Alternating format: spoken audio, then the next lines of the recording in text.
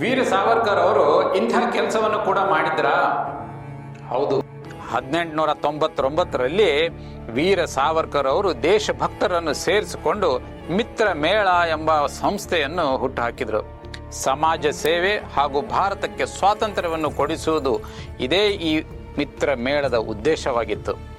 ಇತ್ತೀಚೆಗೆ ನಾವು ಕೊರೋನಾ ಮಹಾಮಾರಿ ಆದಾಗ ಯಾವ ರೀತಿ ಜನರು ಪರದಾಡಿದರನ್ನು ನೋಡಿದ್ದೇವೆ.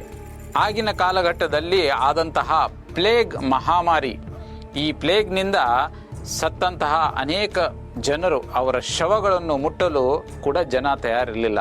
ಅಂತಹ ಶವಗಳ ಶವ ಸಂಸ್ಕಾರವನ್ನು ಹೆಗಲ ಮೇಲೆ ಹೊತ್ತುಕೊಂಡು ಹೋಗಿ ವೀರ್ ಸಾವರ್ಕರ್ ಮತ್ತು ಅವರ ತಂಡ ಮಾಡ್ತಾ ಇತ್ತು.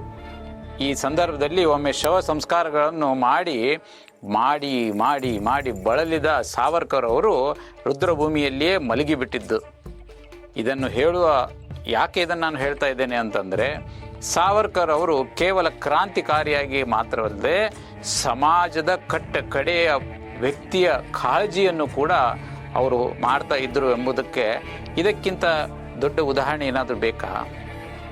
ಇದೇ ಮಿತ್ರ ಮೇಳ ಸಂಸ್ಥೆ ವಿಕಸನಗೊಂಡು ಮುಂದೆ ಅಭಿನವ ಭಾರತ ಸೊಸೈಟಿ ಎಂದು ಕರೆಯಲ್ಪಟ್ಟದ್ದು ಒಂದು ಇತಿಹಾಸ. ಇಂತಹ ವಿಶೇಷ ಘಟನೆಯೊಂದಿಗೆ ನಾಳೆ ಮತ್ತೆ ತಮ್ಮ ಮುಂದೆ ಬರ್ತೇನೆ.